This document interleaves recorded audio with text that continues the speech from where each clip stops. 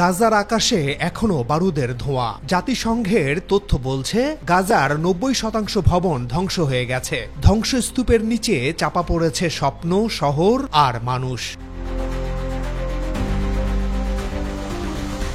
ইতিমধ্যেই নিহতের সংখ্যা ছুঁয়েছে ৬২,০০০। হাসপাতাল নেই, স্কুল নেই, এমনকি শরণার্থী শিবিরও নিরাপদ নয়। কিন্তু এই ধ্বংসস্তূপের ভেতরেও লুকিয়ে আছে এক প্রযুক্তির গল্প, স্টারলিংক, যেটিকে একদিকে বলা হচ্ছে মানবিক জীবন রক্ষাকারী, অন্যদিকে এটি হয়ে উঠেছে এক সামরিক অস্ত্র।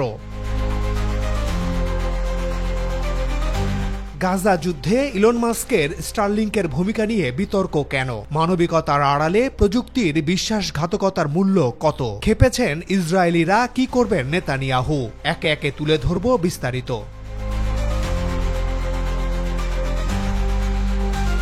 গাজায় মানবিক বয়ানের ভঙ্গুরতা। অক্টোবর ২০২৩-এ ইসরায়েলের ভয়াবহ বোমাবর্ষণ গাজার যোগাযোগ ব্যবস্থাকে পঙ্গু করে দেয়। তখনই ইলন মাস্ক প্রতিশ্রুতি দেন স্টারলিংক সরবরাহের, বিশেষ করে আন্তর্জাতিক মানবিক সংস্থাগুলোর জন্য। প্রথমে মনে হয়েছিল এটাই হয়তো গাজার জন্য একমাত্র আশার আলো, কিন্তু ইসরায়েল সঙ্গে সঙ্গে শর্ত জুড়ে দেয়, তাদের নিয়ন্ত্রণ ছাড়া কোনো স্টারলিংক চালু করা যাবে না। যুক্তি, হামাস নাকি এটিকে ব্যবহার করবে নিরাপত্তা ঝুঁকি হিসেবে।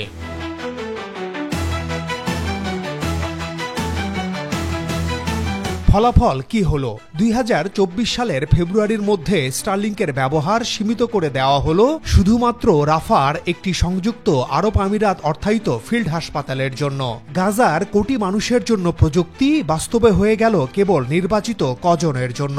অর্থাৎ যে প্রযুক্তিকে জীবন রক্ষাকারী হিসেবে প্রচার করা হয়েছিল, সেটাই পরিণত হলো রাষ্ট্রীয় নিয়ন্ত্রণের বৈধতা প্রতিষ্ঠার হাতিয়ারে।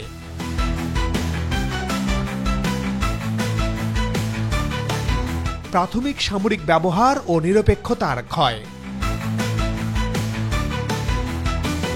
২০২৫ সালের মে মাসে নতুন তথ্য ফাঁস হয়। সিলিকন ভ্যালির এক ভেঞ্চার ক্যাপিটালিস্ট অভিযোগ তোলেন, গাজায় কোনো হাসপাতাল স্টারলিংক ব্যবহার শুরু করার আগেই ইসরায়েলি প্রতিরক্ষা বাহিনী IDF এটি ব্যবহার করছিল, মানে বেসামরিক নয়। স্টারলিংকের প্রথম ব্যবহার ছিল সামরিক কাজে, সৈন্যদের সমন্বয়, নজরদারি কিংবা ড্রোন পরিচালনায়।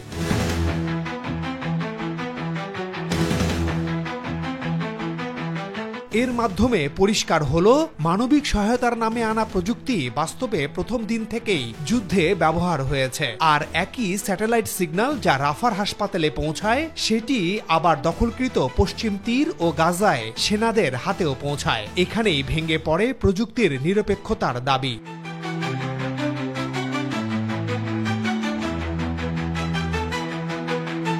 দ্বৈত ব্যবহারযোগ্য প্রযুক্তি ও নিরপেক্ষতার ভ্রম। গাজার উদাহরণ আমাদের শেখায়, যখন কোনো প্রযুক্তি যুদ্ধের জন্য ব্যবহারযোগ্য হয়, তখন তার মানবিক বয়ান টেকে না। স্টারলিংককে নিরপেক্ষ হিসেবে উপস্থাপন করা হলেও বাস্তবে প্রবল রাষ্ট্রীয় ক্ষমতাই ঠিক করে কে এটি ব্যবহার করবে আর কে বঞ্চিত হবে।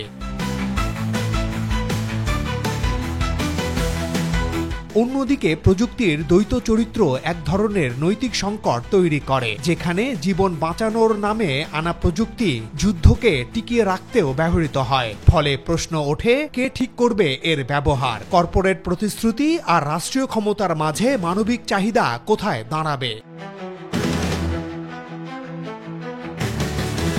ইসরায়েলের ভেতরে চাপ, নেতানিয়াহু ও বিক্ষোভ। এই সময়ই ইসরায়েলের ভেতরে দেখা দিয়েছে নতুন চাপ। প্রধানমন্ত্রী বেনিয়ামিন নেতানিয়াহু এখন নিজ দেশের জনগণের রাস্তায় বিক্ষোভের মুখে। অর্থনীতি ভেঙে পড়ছে, আন্তর্জাতিক অঙ্গনে ইসরায়েলের ভাবমূর্তি ক্রমেই একঘরে হয়ে পড়ছে। দেশ জুড়ে বিক্ষোভকারীরা প্রশ্ন তুলছে, আমাদের রাষ্ট্র কি কেবল যুদ্ধের জন্যই? কিন্তু নেতানিয়াহু এখনো যুদ্ধনীতিকে আঁকড়ে আছেন, কারণ গাজায় দমননীতি শুধু হামাসের বিরুদ্ধে নয়, বরং মধ্যপ্রাচ্যে ইরান, কাতার আর তুরস্কের প্রভাব ঠেকানোর কৌশলের অংশ।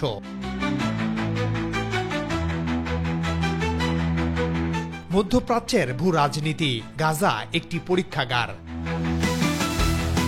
গাজায় স্টারলিংকের গল্প আসলে একক কোনো প্রযুক্তির গল্প নয়, এটি মধ্যপ্রাচ্যের ক্ষমতার রাজনীতির প্রতিচ্ছবি। ইরান ও তার মিত্ররা এই ধ্বংসযজ্ঞকে ব্যবহার করছে নিজেদের আঞ্চলিক প্রভাব বাড়াতে। যুক্তরাষ্ট্র ইসরায়েলকে সামরিকভাবে সহায়তা দিচ্ছে, কিন্তু বৈশ্বিকভাবে ক্রমবর্ধমান সমালোচনার মুখে। অন্যদিকে চীন ও রাশিয়া এই সংকটকে কূটনৈতিকভাবে কাজে লাগাচ্ছে পশ্চিমা প্রভাব দুর্বল করার জন্য।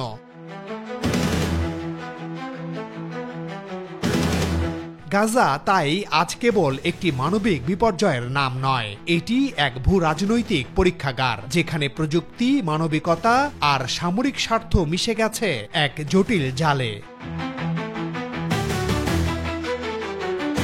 গাজার ধ্বংসস্তূপের ভিতরে আজ দুটি ছবি পরিষ্কার। একদিকে হাজারো মানুষ খাবার, চিকিৎসা আর আশ্রয়ের জন্য হাহাকার করছে, অন্যদিকে সর্বাধুনিক প্রযুক্তি যেটি জীবন বাঁচাতে পারত সেটি হয়ে উঠেছে সামরিক নিয়ন্ত্রণের হাতিয়ার। স্টারলিংকের এই দ্বৈত চরিত্র আমাদের মনে করিয়ে দেয়, যুদ্ধক্ষেত্রে প্রযুক্তির নিরপেক্ষতা আসলে এক ভ্রম।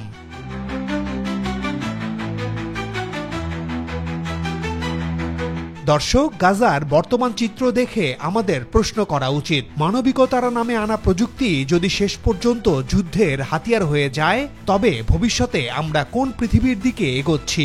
আজ এ পর্যন্তই, আবারও দেখা হবে নতুন কোনো প্রতিবেদনে। সবাই ভালো থাকুন, সাবস্ক্রাইব করে আমাদের সাথে থাকার অনুরোধ জানাই।